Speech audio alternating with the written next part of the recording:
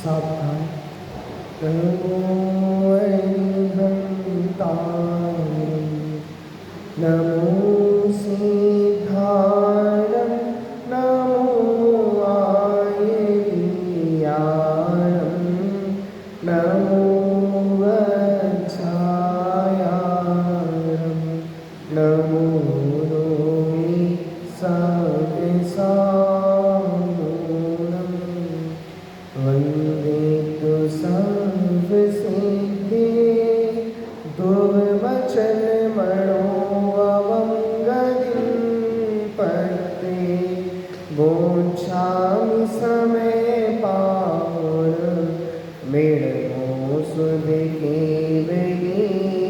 भणिरं नमः समय साराय स्वानुभूत्याचकास्ते चिस्वभावाय भावाय सर्वभावान्तरच्छिवे सर्वभावान्तरच्छिवे। हमारी चर्चा आचार्य कुंद कुंद देव द्वारा लिखित श्री समय सार परमागम पे चल रही है। इस समय सार की आचार्य कुंद कुंद देव की एक अद्भुत कृति है।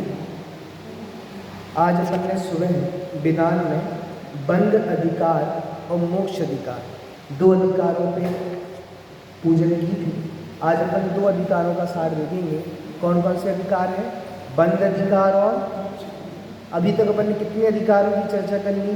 पहला था जीवाजीव अधिकार, दूसरा था कर्ता कर्म अधिकार, तीसरा पुण्य पाप अधिकार, चौथा आश्रव अधिकार, पांचवा संबर अधिकार, छठा निजरा अधिकार और आठवां बंध अधिकार। आज अपन को सातवां होगा जीवाजीव अधिकार, कर्ता कर्म अधिकार, पुण्य पाप अधिकार, आश्रव अधिकार, संबर अधिकार, निजरा अधिकार। 6 हो गए और सातवां है बंध अधिकार और आठवां है मोक्ष अधिकार। चलिए सातवां बंध अधिकार है, इसमें अपन चर्चा करते हैं। इस बंध अधिकार की खास बात क्या है वो जान लेते हैं। देखिए, और जगह आप बंध को पढ़ोगे तो आचार्य बंध का विस्तार करते हैं कि बंध 4 प्रकार का होता है: प्रकृति बंध, प्रदेश बंध, स्थिति बंध, अनुभाग बंध। पर समय सार में बंध के भेद प्रभेद नहीं बताए। और भी बंध के भेद प्रभेद हो सकते हैं। ये समय सार तो सीधा ही स्टार्ट होता है ज्ञानी से। ज्ञानी तो निर्बंध होता है। क्या होता है? आपको समय सार में कुछ समझ में आए या नहीं आए, ये तो आना चाहिए। निजरा अधिकार चल रहा है तो ज्ञानी को भोग भोगते हुए भी क्या हो रही है? निजरा हो रही है। बंध अधिकार चल रहा है तो ज्ञानी कैसा है? निर्बंध है। बंध अधिकार में क्या चर्चा की है? ज्ञानी को बंधन नहीं होता। चलिए, बंध अधिकार में सर्वप्रथम आचार्य देव ने ये बताया है कि कोई व्यक्ति पहलवान है। कौन है? उदाहरण दिया, पहलवान है, योद्धा है, लड़ने वाला व्यक्ति है। अब वो व्यायाम करने के लिए, क्या करने के लिए चाचा जी? व्यायाम करने के लिए जो अखाड़ा होता है ना, अखाड़ा लड़ने का, उसमें गया और व्यायाम करता है, तलवार से नाना चेष्टाएं करता है। अब आचार्य ने प्रश्न पूछा कि जो व्यक्ति है, जो अखाड़े में गया हुआ है, जो पहलवान है, उसे जो रेणु है, रेणु मतलब धूल है, वो उसको चिपकेगी कि नहीं चिपकेगी? तो आचार्य देव ने कहा यदि वो पहलवान है और उसने पूरे शरीर में मालिश करके रखी है तो उसको कौन चिपकेगी? धूल चिपकेगी। और उसको रेणु को क्या बोलते हैं अपन? बसुआ। वो चिपकेगा। लेकिन जो पहलवान है जिसने हाथों में तेल नहीं लगाया, वो खूब हाथ पैर चलाए, मन वचन काय की चेष्टाएं करे, उसे मिट्टी लगेगी कि नहीं लगेगी? नहीं लगेगी। इससे क्या सिद्ध होता है? बंधन का कारण क्या है? चिकनाई। क्या है बंधन का कारण? ऐसे ही आत्मा को कर्मों का बंधन हो रहा है कि नहीं हो रहा? प्रति समय हो रहा है। तो बंधन का कारण क्या है? आत्मा में होने वाले राग देश। जीव राग द्वेष करता है और कर्मों को निमंत्रण है राग द्वेष करना। आप राग द्वेष करते हो तो कर्म कहते हैं चलो इनके पास चलते हैं। क्यों चलते हैं? राग द्वेष किए। क्या किए? आचार्य देव ने बंद अधिकार का एक कलश लिखा है, जिसका भावानुवाद पंडित बनारसी दास जी ने लिखा। बड़ा सुंदर छंद है और बड़ा प्रसिद्ध छंद है नाटक समय सार का। उसमें बताया बंधन का कारण क्या है। क्या बताया? क्या बताया? बंधन किससे होता है? चाचा जी सुनना, कलश का भावानुवाद। कर्म जाने वर्णना सो जग में न बंधे जीव, बंधे न कदापि मन बच काए जोग सो, चेतन अचेतन की हिंसा सो न बंधे जीव, बंधे न अलग पंच विषय विषय रोग सो, कर्म सो आवंद सीधे जोग सो आवंद जिन, हिंसा सो आवंद साधु ज्ञाता विषय भोग सो, इत्यादिक वस्तु के मेलाप सोना बंधे जीव, बंधे एक रागा दिया शुद्ध उपयोग सो। बंधन किससे हो रहा है? राग द्वेष से। राग द्वेष किसके कारण है? बंधन के कारण। देखो बहुत सुंदर है, बहुत गजब का श्लोक है। अर्थ करते हैं, कारमान वर्ग नासो यज्ञ में न बंधे। जहाँ सिद्ध भगवान है, कौन है? सिद्धालय में सिद्ध भगवान है कि नहीं है? हैं। उनके आसपास कर्म है कि नहीं है? हैं। क्योंकि कर्म तो तीनों लोगों में है। ओ भैया, जहाँ सिद्ध भगवान है वहाँ भी कारमान वर्गणाएं घूम रही हैं। क्या घूम रही हैं? लेकिन वो सिद्ध भगवान को बांध पा रही कि नहीं बांध पा रही? नहीं बांध पा रही। क्यों नहीं बांध पा रही? राग द्वेष नहीं है। क्या कहा? सिद्ध भगवान के पास पूरी चारों तरफ कारमान वर्गणाएं हैं, लेकिन सिद्ध भगवान को बांध नहीं पा रही। क्यों? राग द्वेष नहीं कर रहा है। क्योंकि असली बंधन का कारण क्या है? पहला उदाहरण। दूसरा उदाहरण, बंधे न कदापि मन वच काय जोग सो। अरिहंत भगवान है। कौन है? अरिहंत भगवान के युगों का कंपन हो रहा है कि नहीं हो रहा? भगवान की दिव्य बनी गिरती कि नहीं गिरती? तो उनके युगों का कंपन हो रहा है, लेकिन मन वचन काय के कंपन होने पर भी उनके कर्म बंद होता है कि नहीं होता? अरिहंत भगवान को कर्म बनते कि नहीं बनते? नहीं बनते। क्यों नहीं बनते? राग द्वेष नहीं। अरे भैया, युगों का इतना कंपन तो हो रहा है, मन वचन काय की चेष्टा तो हो रही है, बंधन क्यों नहीं है? क्यों नहीं है? राग द्वेष नहीं है। दूसरा उदाहरण। तीसरा उदाहरण दिया, चेतन अचेतन की हिंसा सो न बंधे जी। कोई दिगंबर मुनिराज हैं, ईर्या समिति पूर्वक चल रहे हैं। ईर्या समिति पूर्वक मतलब परमाद तजी चौकर महीलक समिति ईर्या ते चले। क्या लिखा दौलत राम जी ने? चाचा जी क्या लिखा? परमाद तजी चौकर महीलक समिति ईर्या ते चले। कोई दिगंबर मुनिराज हैं, ईर्या समिति से चल रहे हैं, देख देख कर चल रहे हैं, चार हाथ जमीन देख के चल रहे हैं। कदाचित उनके पैर के नीचे कोई जीव आ गया और उनके पैर के नीचे आके मर गया। अब हमने प्रश्न पूछा, उन मुनिराज को कर्म बंध रहे कि नहीं बंध रहे? बोलो। नहीं बंध रहे? नहीं बंध रहे। क्यों नहीं बंध रहे? राग द्वेष नहीं है। क्या कह रहे हैं? वो मुनिराज जिनके पैर के नीचे आके भी जीव मर गया तो भी हिंसा का दोष नहीं है। पता है क्यों नहीं है? इसलिए नहीं है, वो बिना देख देख कर चल रहे थे। उनके मन में बचाने का परिणाम था, मारने का परिणाम नहीं था। सावधानी पूर्वक चल रहे थे, यत्नाचार पूर्वक चल रहे थे। यही आई समय सार में गाता है, मारो न मारो जीव को हिंसा अयत्नाचार से। आप जा रहे हो मुंह उठाकर, बोलो नीचे नहीं देख रहे, आपके पैर के नीचे कोई जीव नहीं मरा चाचा जी, फिर भी आपको हिंसा का दोष लगेगा कि नहीं लगेगा? लगेगा। क्यों? आपके मन में जीवों को बचाने के परिणाम नहीं है। आप ईर्या समिति से नहीं चल रहे। मुनिराज ईर्या समिति से चले, चेतन की हिंसा हो तो भी उनके कोई दोष क्यों नहीं है? क्यों नहीं है चाचा जी? क्यों नहीं है? राग द्वेष नहीं है। तीसरा उदाहरण। चौथा उदाहरण, बंदे ना अलग पंच विषय विष रोग सो। कोई सम्यक दृष्टि है, कौन है, कौन है, सम्यक दृष्टि है, भोग भोग रहा है, 96,000 रानियां हैं, 6 खंड है। ओ भैया सुन लेना, ये तो हम सम्यक दृष्टि की उत्कृष्ट बात करना है। हर सम्यक दृष्टि के बाद 6 खंड नहीं होते, 96,000 रानियां नहीं होती। वो तो चक्रवर्ती थे इसलिए थी। और भी सम्यक दृष्टि जीव थे जो भोगों को भोगते हैं, उनके कर्म बंद हो रहा है कि नहीं हो रहा चाची जी? सम्यक दृष्टि जी भोग भोग रहे हैं, कर्म बंद हो रहा है कि नहीं हो रहा? समय सार बोलेगा नहीं हो रहा। क्यों नहीं हो रहा? राग देश नहीं हो रहे। कौन से राग देश नहीं हो रहे? अनंतानुबंधी वाले राग देश नहीं हो रहे। कौन से राग देश नहीं हो रहे? सम्यक दृष्टि को अनंतानुबंधी गई कि नहीं गई? चली गई। आपको पता है चौथे गुणस्थान वर्ती को बंद होता है कि नहीं होता? अगर संपूर्ण बंद का अभाव हो जाता तो क्या हो जाता? मोक्ष हो जाता। चौथे गुणस्थान वर्ती को बंद होता है, लेकिन वो बंद कैसा है? बहुत कम है। कैसा है?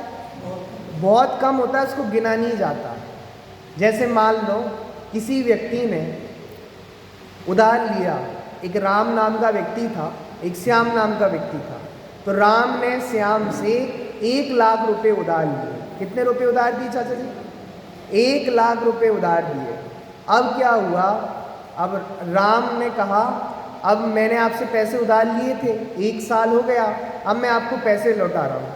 तो उनने 99,999 पैसे श्याम को दे दिए। कितने दे दिए? लिए कितने थे? लिए कितने थे? 1 लाख। लौटाए कितने? अब हमने श्याम से पूछा आपका कर्ज पूरा हो गया कि नहीं हो गया? हो गया। अरे 1 रुपया बचा है ना, 1 रुपया। अरे मायने नहीं रखता 1 रुपया। जिसने 99,999 दे दिए, इसका मतलब सब दे दिए। कम को गिना नहीं जाता। बात समझ में आई? बोलो, कम को गिना जाता है कि नहीं गिना जाता? जैसे मान लो प्रवचन में कभी 1-2 व्यक्ति आए सुनने को, आप बहुत भाग्यशाली हो, पानी गिर रहा है, आप सब सुनने आ गए। रुचि की तीव्रता होती है। कुछ लोग तो घर से ही नहीं निकलते।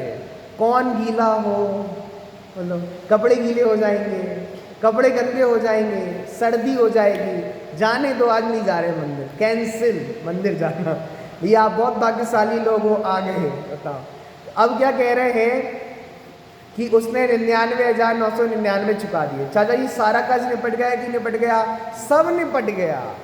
ऐसे ही सम्यक दृष्टि को बंद तो बहुत कम हो रहा है। बंद कैसा है? बहुत कम हो रहा है। और उसमें अनंतानुबंधी कषाय चली गई तो आचार्य कहते हैं सारा संसार तो चला ही गया, कुछ बचा है संसार। कितना बचा है? वहाँ पे सिद्ध चक्र विधान में उदाहरण दिया कि समुद्र के सामने गोखुर की क्या कीमत होती है। गोखुर किसे कहते हैं? एक है समुद्र। समुद्र कितना विशाल होता है? बहुत बड़ा होता है, बहुत पानी होता है उसमें। एक होता है गोखुर। गोखुर किसे कहते हैं? गाय के पैर से गड्ढा हो जाए। क्या हो जाए? गाय के पैर से गड्ढा हो जाए, उसे क्या कहते हैं? गोखुर। अब बोलो समुद्र में कितना पानी बनेगा और गोखुर में कितना बनेगा? बोलो चाचा। सम्यक दृष्टि का संसार कितना हो गया? गोखुर के समान हो गया। कहाँ अनंत संसार था और कहाँ रह गया कितना सीमित? बोलो, समुद्र में पानी की बूंदें कितनी और गोखुर में पानी की बूंदें कितनी? समुद्र में पानी की मात्रा कितनी और गोखुर में पानी की मात्रा कितनी? ऐसे ही चौथे गुणस्थानवर्ती को बंद तो होता है, बहुत कम होता है। इसलिए आचार्य कहते हैं बंद अधिकार में चौथे गुणस्थानवर्ती को बंद ही नहीं होता। क्या कहते हैं? समय सार पढ़ना है तो पहले अपेक्षाएं समझनी पड़ेगी। चाचा जी, अपेक्षा समझे बिना कुछ भी समझ नहीं आएगा। अपेक्षा को समझने से सब समझ आ जाएगा। आपका भी यह चौथे गुणस्थान है। अगर सारे ही बंद चला जाता तो मोक्ष हो जाता ना, लेकिन सारा बंद नहीं गया, थोड़ा बंद है, लेकिन उसको गिना, चाचा जी उसको गिना नहीं जाता। बात समझ में आ रही है? चलिए, जैसे हम बोलते हैं ना, उदाहरण दे रहा, प्रवचन में 2 लोग आए। किसी ने पूछा प्रवचन में कितने लोग आए थे? कोई नहीं आया। अरे 2 लोग तो आए थे ना चाचा जी, 2 लोग आए थे। अरे 2 लोगों को गिना नहीं जाता। कम को गिना नहीं जाता। ऐसी ही सम्यक दृष्टि को बंद कैसा है, बहुत कम है, इसलिए हमने बंद को नहीं गिना। इससे क्या सिद्ध हो गया, अब देखो मैं फिर से पढ़ता हूँ वो कल, बोलो।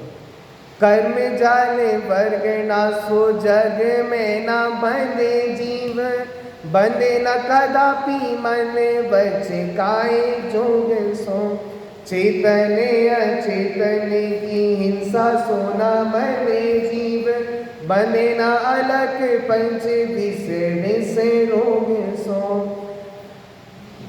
अब सुनना, अब उत्तर देते हैं इसका।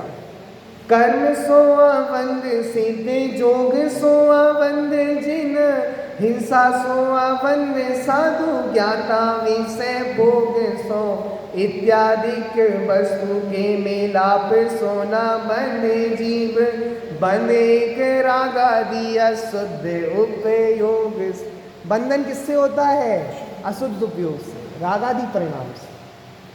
चलिए थोड़ी और आगे गाड़ी बढ़ाते हैं। कल अपन ने 3 चीज़ों की चर्चा की थी ना, क्रिया, परिणाम और अभिप्राय। कितनी चीज़ें हैं, 3, क्रिया, परिणाम और अभिप्राय। क्रिया किसे कहते हैं, जो हाथ पैर से हम करते हैं, मन वचन काय से, उसको क्या कहते हैं, क्रिया। अंतरंग में जो परिणाम होते हैं उसे कहते हैं परिणाम।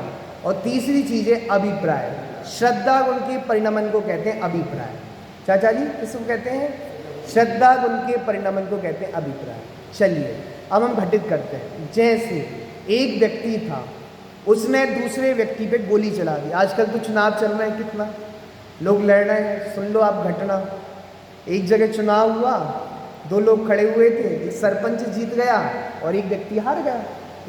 तो जो व्यक्ति हारा उसे गुस्सा आ गई कि तुम कैसे सरपंच बन गए, उसने गोली चला दी, सरपंच मर गया। बोलो। और सरपंच के बेटे ने गोली चला दी उस प्रत्याशी के, वो भी मर गया, दोनों मर गए। किसके कारण, चुनाव के। खतरनाक चीज़ है भाई साहब चुनाव, राजनीति खतरनाक है। बोलो क्या क्या नहीं बंटवाते हो, क्या क्या नहीं करते, बताओ। कहना ही नहीं करता हूँ, वो कहने नहीं चाहिए। बताओ अपने जो, बताओ जो अपने समाज के प्रत्याशी हो और बहुत गलत गलत काम करे, कहाँ अनुमोदना करने लायक है, बताओ। पता है मध्य प्रदेश के मुख्यमंत्री थे मिश्री लाल जी गंगवार, जैन थे, जैन। एक बार जवाहरलाल नेहरू जी आए, उनके साथ एक विदेशी अतिथि था।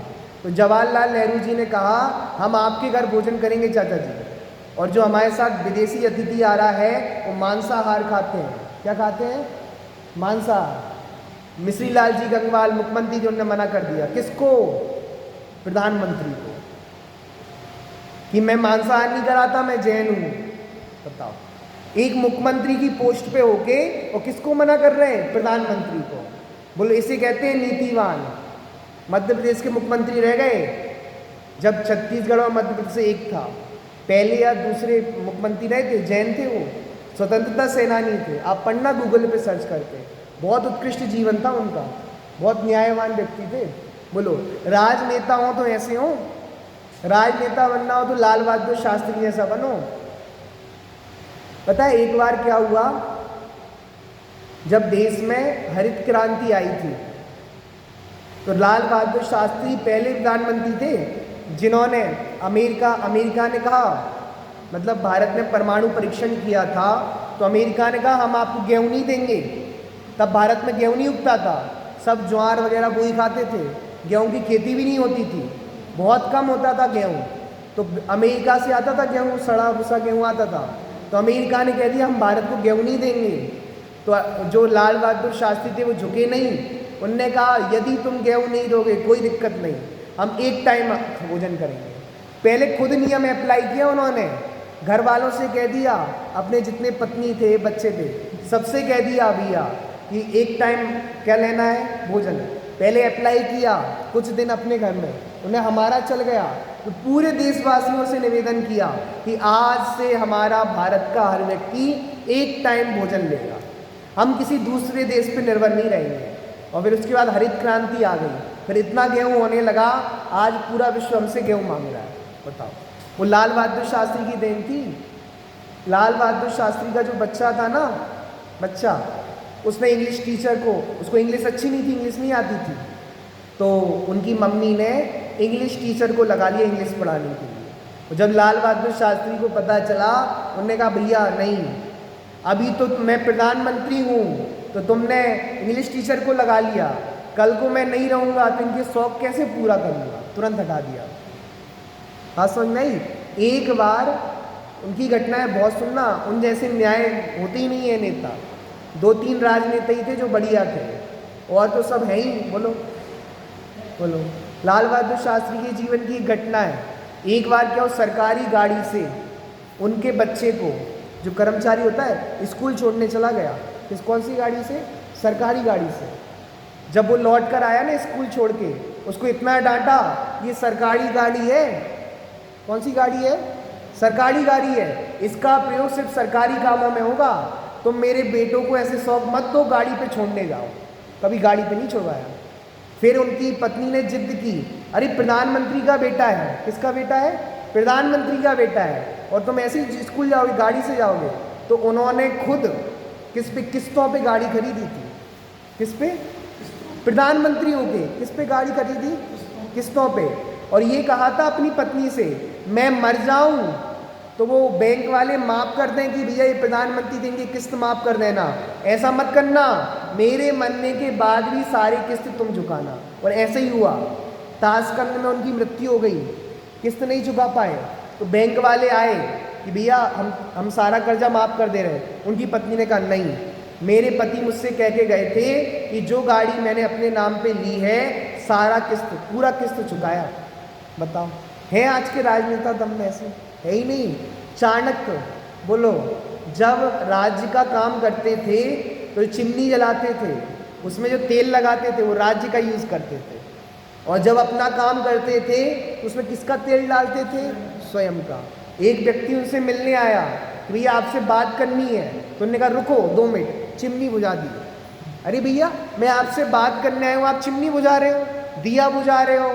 तो उन्होंने कहा भैया ये दिया तो राज्य कर्मचारी को मिलता है, तो जब मैं राज्य का काम कर रहा था तब राज्य के पैसे के दिए का प्रयोग कर रहा था। अब मैं तुमसे बात करूँगा तो मैं अपने पैसे का दिया जलाऊंगा। बोलो है किस में? कोई दम नहीं है। बताओ कहाँ बात आ गई फालतू में। हेलो, अपनी चर्चा चल रही थी क्रिया परिणाम अभिप्राय। किसी की अनुमोदना करने नहीं है हम, अनुमोदना करने का महान पाप है। बताओ, 2-3 राजनेता अच्छे थे, बाकी सब बेकार थे। खुल के बोलते हैं। हेलो, अटल बिहारी वाजपेयी, लाल बहादुर शास्त्री, ये 2 ही दमदार नेता थे और कुछ नहीं थे। बोलो, अटल बिहारी वाजपेयी ने कहा था सरकारें आएंगी जाएंगी, ये देश रहना चाहिए, देश का लोकतंत्र रहना चाहिए। बताओ, आजकल तो किसी की सरकार तोड़ दो, किसी को भी बना दो, कोई ईमान धर्म नहीं है। बताओ, एक वोट पे सरकार जिसने गिरा ली, बताओ कौन सी ईमानदारी होगी? बहुत ईमानदार राजनेता थे। आदर्श सीखना है तो इनसे सीखो। बोलो, देश के वो अब्दुल कलाम राष्ट्रपति अपने साथ एक अटैची लाए थे जब राष्ट्रपति बने थे, और राष्ट्रपति का कार्यकाल पूरा हुआ, वही अटैची अपने साथ ले गए। दूसरी अटैची नहीं ले गए, जो लाए थे उतना ही ले गए, अपने साथ कुछ नहीं ले गए। और सुनो, बोलो गरीब थे बहुत। लाल बहादुर शास्त्री फटा कुर्ता पहनते थे प्रधानमंत्री होने पर, फटी धोती पहन के चले जाते थे। लोग टोकते थे, भैया फटी कुर्ती चल जाएगी, फटा कुर्ता चल जाएगा। बोलो, इतने ईमानदार राजनेता होते थे। अब कहाँ रखे ईमानदारी? ईमानदारी तो सबने भैंस खाई, वोटरों ने भी भैंस खाई और राजनेताओं ने भी भैंस खाई। कोई ईमानदार नहीं है, सब बेईमान बैठे हुए हैं। चलो, अपनी चर्चा तो कहाँ चल रही थी? क्रिया परिणाम अभिप्राय। अब बोलो, 3 चीज़ें हैं, क्रिया, परिणाम और अभिप्राय। क्रिया में बताओ बंद किससे होता है? चर्चा करते हैं। क्रिया, परिणाम, अभिप्राय। क्रिया से कितना बंद होता है? कितने % बंद होता है? 0%। चाचा जी कितना? 0%। परिणाम से कितना बंद होता है? 1%। कितना होता है? और अभिप्राय से कितना होता है? 99%। कितना होता है? 99%। अब अपन करते हैं। एक व्यक्ति सामने खड़ा हुआ है, उदाहरण से बात हुई थी। एक व्यक्ति सामने खड़ा हुआ है, दूसरे व्यक्ति ने उसको मारने के लिए बंदूक चलाई। क्या चलाई? बंदूक चलाई। ये क्या हो गई? क्रिया। बंदूक चलाई। और जो क्रिया हो रही है बिना परिणाम के होगी कि नहीं होगी? नहीं होगी। उसको मारने का भाव आया तभी तो चलाई, तो ये क्या हो गए? परिणाम। अब मैं आपसे पूछ रहा हूँ, इसने तो गोली चला दी, लेकिन वो गोली उस व्यक्ति पे नहीं पड़ी, राम ने श्याम को मारने के लिए गोली चलाई, पर राम की गोली श्याम को नहीं लगी। राम को पाप लगेगा कि नहीं लगेगा? अरे भैया गोली से मरा ही नहीं ना वो चाचा जी, गोली लगने से श्याम नहीं मरा, बच गया। राम को पाप लगेगा कि नहीं लगेगा? किससे लगेगा? अरे भैया सुनो, तीनों चीज घटाएंगे। उसने जो गोली मारने की क्रिया की थी उसका बंध तो कितना था? 0। उससे तो कोई बंध का संबंध नहीं है। अब सुनो, उसको जो मारने का परिणाम आया कि मैं श्याम को मार दूंगा, क्या कर दूंगा? श्याम को मार दूंगा। इस परिणाम से कितना % हुआ? 1%। और मैं किसी को मार सकता हूँ, किसी को बचा सकता हूँ, ऐसे मिथ्या अभिप्राय से कितना % बंध हुआ? 99%। बताओ, तो क्रिया से बंध का कोई भी संबंध नहीं है। बंध का संबंध किससे है? परिणाम से। और अगर क्रिया से संबंध होता तो वो व्यक्ति मरता, तब पाप लगता। लेकिन वो व्यक्ति को गोली तो लगी नहीं, वो व्यक्ति मरा तो नहीं, फिर भी पाप लगा कि नहीं लगा चाचा जी? लगा। किससे? परिणाम से और अभिप्राय से। बात समझ में आ रही है? कितने शास्त्रों में उदाहरण दिए क्रिया परिणाम अभिप्राय को समझाने के लिए। एक मुनिराज जंगल में बैठे हुए थे, वहाँ से एक शेर आया। शेर बहुत खूंखार था, जंगली शेर था, उस बहुत दिन से भूखा था। उसने मुनिराज को देखा तो उसको मुनिराज को खाने के परिणाम हुए दिख रहे। और एक सूअर था जिसने देखा ये शेर तो बहुत बेकार नज़रों से मुनिराज को देख रहा है, बेकार नज़रों से देख रहा है, तो शेर को मुनिराज को बचाने के परिणाम हुए, सूअर को बचाने के परिणाम हुए। इसे कहते हैं बचनों की कितनी स्वतंत्रता है। तो बोलना तो यही चाह रहा था, लेकिन निकल क्या गया? भेद विज्ञान करा रही है। बताओ, हम बोलना कुछ चाहते हैं और निकल कुछ जाता है। बताओ, सच में भेद विज्ञान करो। हम जो वचन नहीं बोलना चाहते कभी कभी निकल जाते हैं। चलो, अब क्या हुआ? सूअर को बचाने का परिणाम आया, शेर को मारने का परिणाम आया। दोनों में लड़ाई हो गई। क्या हो गई? लड़ाई। दोनों की क्रिया कैसी हो रही है? एक सी, क्योंकि दोनों क्या कर रहे हैं? WWW क्या कर रहे हैं? डिशुम डिशुम कर रहे हैं। दोनों की क्रिया एक सी की नहीं? एक सी। लेकिन दोनों के परिणाम में महान अंतर है। परिणाम अभी नहीं बताऊंगा। सूअर मर के स्वर्ग गया, लड़ रहा था, और शेर मर के नरक गया। अब मैं आपसे पूछना चाह रहा हूँ, क्रिया दोनों की एक सी हो रही कि नहीं हो रही? हो रही है। अंतर किसमें आ गया? परिणाम में। सूअर मर के स्वर्ग क्यों गया?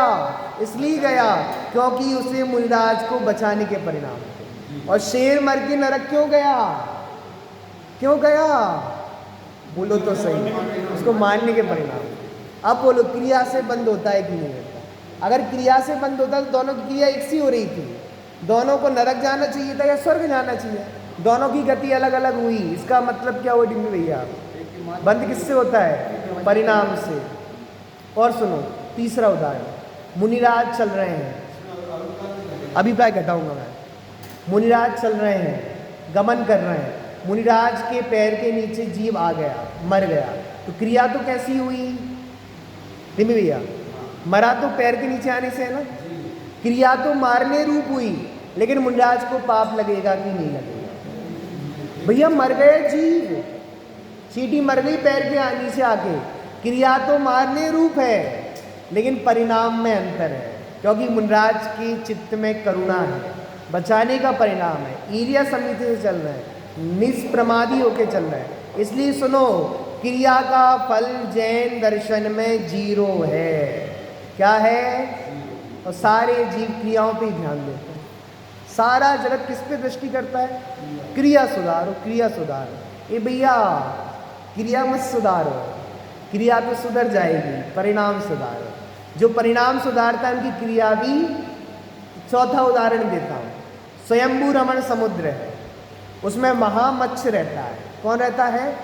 कितना बड़ा है? 1000 योजन लंबा, 6000 किलोमीटर का एक योजन। तो 1000 योजन कितना हो जाएगा? 60,000 है ना। 6000 का एक योजन, तो 1000 योजन 60,000 किलोमीटर का। 500 योजन चौड़ा और 250 योजन मोटा। इतना लंबा चौड़ा कौन है? मत्स्य। महामत्स्य कौन से समुद्र में रहता है? स्वयंभू रमण समुद्र में रहता है। बहुत सारे रहते हैं, असंख्यात। अब सुनो, तो आधे राजू में भी तो है। अब बताओ, इतना कौन है? महामत्स्य। अब महामत्स्य सोता है, आप तो सो रहे हो भैया, कौन सो रहा है? चाचा जी कौन सो रहा है? महामत्स्य। आप मत सोना भैया, सो रहे हो आप सब, जाग जाओ भैया, जाग जाओ। वो गांव में वो निकलता था, जागते रहो जागते रहो। सोने चांदी की जिसकी दुकानें हैं, सोने जो सोनी होते थे, वो निकलता है चौकीदार, जागते रहो। क्यों जागते रहो भैया? सोना लुट जाएगा। ऐसे ही भैया ये सोना है जिनवाणी की बात, जागते रहो, सो मत। हेलो, लेकिन आप यहाँ आके सो रहे हो तो भी बढ़िया है, पुण्य बंद होता है यहाँ पे आने सोने से। दिन भैया भैया जाग जाओ।